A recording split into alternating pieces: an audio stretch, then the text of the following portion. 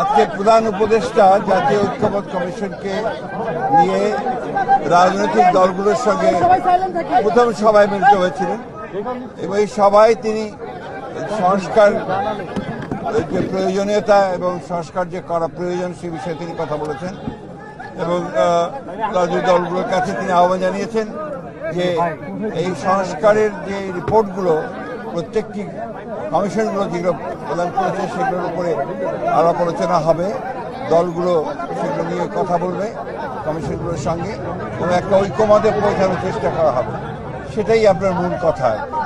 এবং সেই জন্য আজকে প্রাথমিক আলোচনা, সেখানে বিভিন্ন রাজনৈতিক দল বিভিন্নভাবে কথা বলেছেন।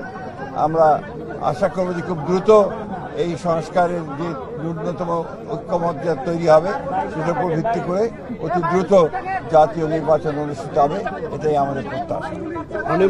স্থানীয় নির্বাচন বা সংসদ নির্বাচন কোনটি আগে? আমরা আগে বলেছি, কিন্তু আমাদের কথা খুব পরিষ্কার বলেছি ভাই, আমাদের কথা হচ্ছে যে আমরা বলেছি যে জাতীয় সংসদের নির্বাচন সবার আগে হতে হবে, তারপরে আপনার স্থানীয় সরকার। আজকের আলোচনাটা কি মানে শুধুমাত্র ইন্ট্রোডিউস করা, অন্যান্য শুধু ইন্ট্রোডাকশন, আজকে অন্য কোনো কিছু হয়নি।